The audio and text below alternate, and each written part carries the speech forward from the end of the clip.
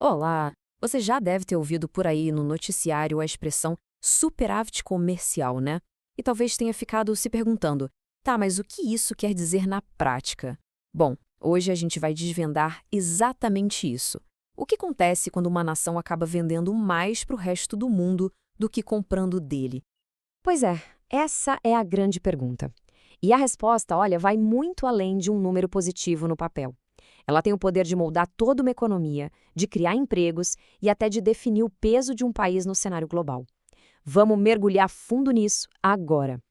Mas para a gente entender bem a resposta, primeiro a gente precisa falar a mesma língua, alinhar os conceitos. Então vamos começar pelo básico do básico. O ponto de partida de tudo é a chamada balança comercial. Para facilitar, pense nela como se fosse o extrato bancário de um país com o resto do mundo. De um lado, entra o dinheiro das vendas, que são as exportações. Do outro, sai o dinheiro das compras, que são as importações. Simples assim. E o resultado dessa conta, claro, pode pender para dois lados. Se as exportações, ou seja, as vendas, são maiores que as importações, pronto, temos o superávit. É o nosso foco de hoje. Agora, se as importações pesam mais na balança, o resultado é o contrário, é um déficit. Então, o ponto crucial é o seguinte: ter um superávit é, no fundo, um atestado de que o mundo quer comprar o que aquele país produz. É um sinal bem forte de competitividade, de que os produtos de lá são desejados. Certo, mas e daí? Qual é o impacto real disso no dia a dia? O que muda de verdade? Bom, o primeiro lugar onde os efeitos aparecem é dentro de casa, na economia do próprio país. A coisa toda gera uma reação em cadeia, sabe? Vender mais para fora significa que mais moeda forte, como o dólar, por exemplo, está entrando no país. Com mais recursos em caixa, a economia se fortalece e o governo tem mais fôlego para investir em áreas essenciais, tipo infraestrutura, saúde, educação. E isso se traduz em vantagens bem concretas, que a gente sente na pele.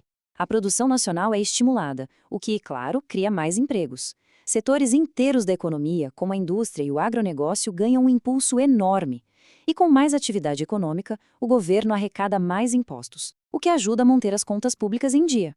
Certo? Então a casa está mais forte, mais organizada. Agora vamos ver como essa força interna acaba se projetando para fora, aumentando a influência do país lá no cenário mundial.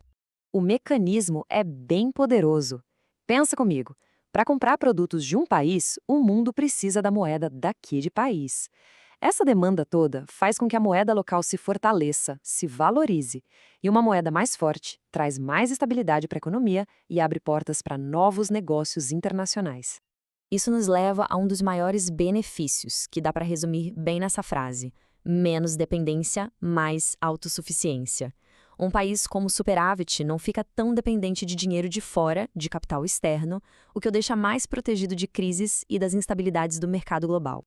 E essa força econômica toda se converte diretamente em poder de barganha. É só a gente pensar em potências exportadoras, como a Alemanha ou a China.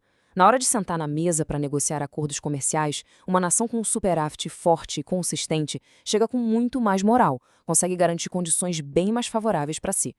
Mas a história não acaba aí, não. Um superávit comercial também acaba alimentando um ciclo de melhoria contínua, de competitividade que não para de crescer. Olha só que interessante, isso cria um ciclo muito poderoso. Para continuar vendendo lá para fora, as empresas precisam estar sempre na frente, inovando, investindo em tecnologia. Ao fazerem isso, elas se tornam ainda mais competitivas, o que faz com que elas exportem ainda mais. É um verdadeiro círculo virtuoso. Uma coisa vai puxando a outra. Ok, até agora a gente viu um cenário bem positivo, né? Parece que ter superávit é só vantagem. Mas é muito importante a gente ter a visão completa da história e colocar as coisas no seu devido contexto. E aqui entra um alerta fundamental.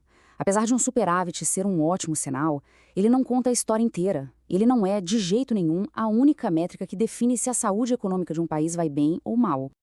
Isso quer dizer que a sustentabilidade é a palavra-chave. Um país não pode simplesmente apostar todas as suas fichas num único produto ou num único parceiro comercial. Imagina só um país que vive de exportar café. Se uma praga acaba com a colheita ou se o preço internacional despenca, a economia inteira vai para o buraco. Por isso, diversificar é o segredo para um sucesso que dura. Então, vamos amarrar as ideias principais. Superávit é quando as exportações são maiores que as importações. Isso fortalece a economia aqui dentro, ajuda a criar empregos e aumenta a influência do país lá fora. Mas é fundamental lembrar que ele é uma peça importante, mas de um quebra-cabeça muito, muito maior. E para a gente fechar, fica uma questão no ar para a gente pensar. Se ter um superávit é uma vitória para um país, qual é o impacto no sistema todo quando alguns países acumulam superávites gigantescos, enquanto outros acumulam déficits enormes? E isso, com certeza, já nos leva para um outro debate, ainda mais profundo, sobre o futuro do comércio no mundo.